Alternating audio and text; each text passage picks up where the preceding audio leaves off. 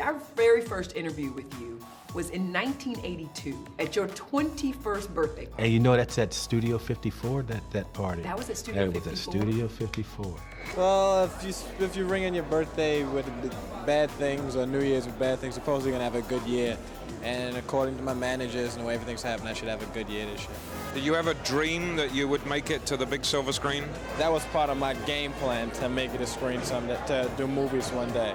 Now here I am, 42 years later, sitting in front of you, talking about this. Does that register with you? And was this your dream? Did you dream, like, could you have dreamt this? No, not at all. That was so long ago. Literally, Ronald Reagan is the president back then, so it's a whole different world than it was 5, 10 years ago.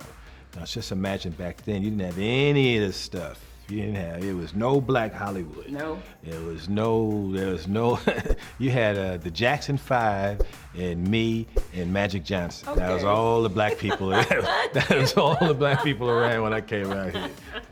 It was not there was no hip hop, there was none of that stuff. Yeah, it was a whole different thing. So then what do you attribute this career longevity to? And like the way the fans have, we won't let you go. Like we've grabbed onto you and will not let you go.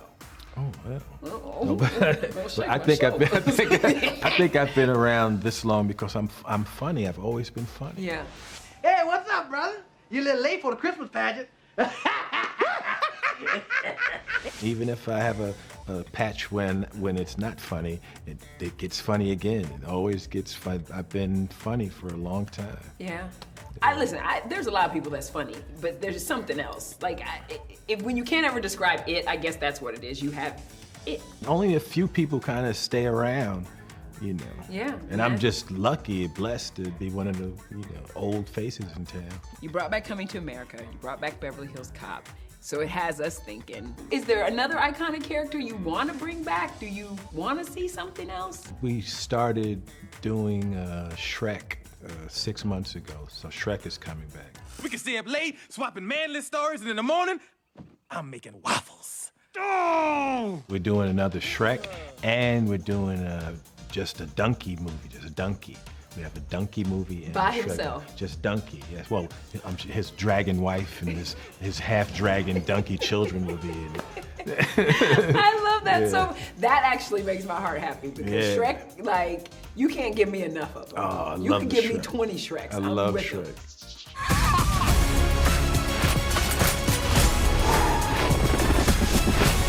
Axel. So how many people have you pissed off so far? I haven't pissed off anybody. Axel is back. He is back. 40 years after the original, 30 years after the last time you played him. Hello. Hello, my name's Axel Foley. I'm looking for Billy Rosewood. Why was it now? Because people have been asking forever. So why now did you say, okay, yeah, it's time? They had the script that came together. All the other scripts that they wrote over the last 10, 15 years were just not right. It wasn't right. It got to the point where we were like, well, let's just do a TV series and have somebody play Axel's son, and we were gonna do a show. And I was just gonna be in the pilot, but it was gonna be an Axel series, and that didn't work out.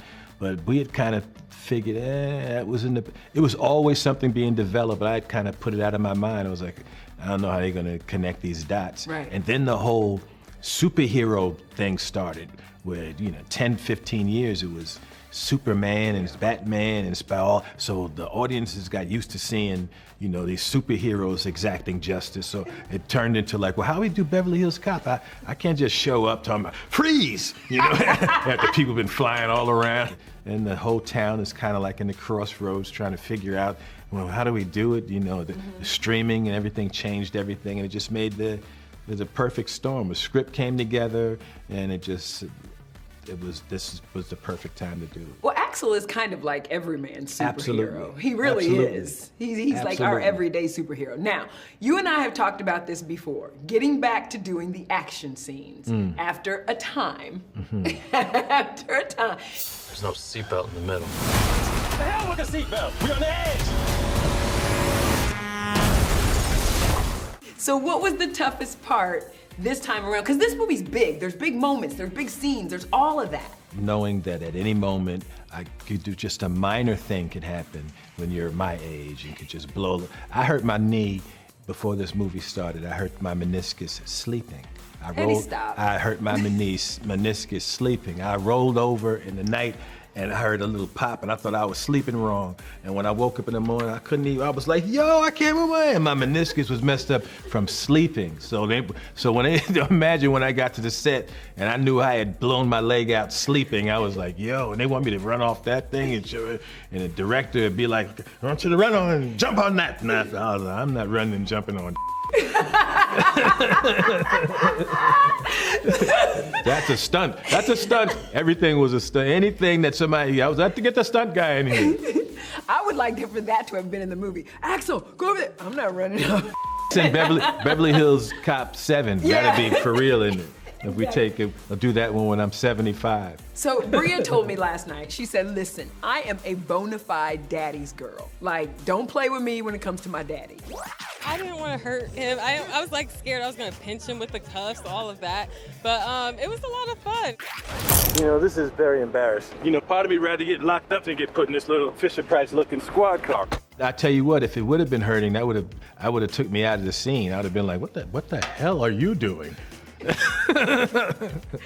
But you can't tell her she's being nice and sweet. Her husband, who's also in the movie, and oddly enough, it was a couple of weeks after they got married, this guy, poor guy, he's on the set, and he has to tase me in my neck. I'm his new father-in-law, and the director's going, be rougher with him, grab him. And he was like, hey, come on, man, I just got married. Right. Are you like a chill father-in-law? Absolutely. I'm just a chill person across the board. Because we were wondering if Eric and Jasmine got married, like who would be the tougher father-in-law, you or Martin?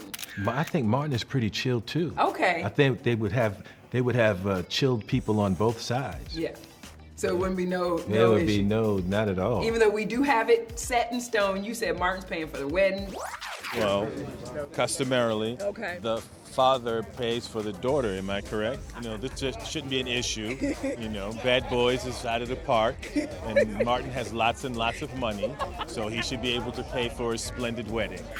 I didn't make the rule up. I'm not arguing with that. I know that because I have to pay for weddings. My daughter gets married. What happens if Papa's a Rolling Stone, though?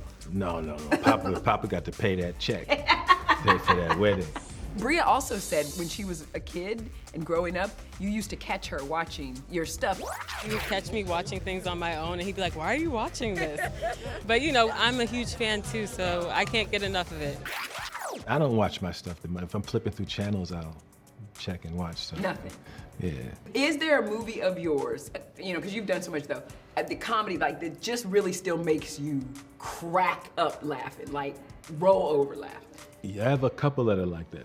And Nutty Professor is the one the most that when I can watch it and can have it laugh, I get a big belly laugh over something. Oh, he's a little Hercules. Show me muscle again. Oh, Hercules. The thing that you guys have in that special that y'all did, that y'all have the clip of the characters from Nutty Professor, and it's like a makeup test. I've always wanted to be an actress. That was the very first time I had the mother, and when she goes, all my life I wanted to be an actress. I belly laughed. I kept rewinding it. So funny. All my life I wanted to be an actress. That's so funny. She was. Well, I definitely have, I mean, all of them. Coming to America for me is a perfect comedy from start to finish. Yeah, perfect. Thank you. Perfect. That's the great John Landis. Perfect. Yeah, thank you. It's also Norbit for me, and you know I love Norbit. I love Norbit as well. I love Norbit so much, yeah. so much. Well, you know what? I appreciate you, and I always love seeing you. Thank you so much. Thank you so much, Nischelle.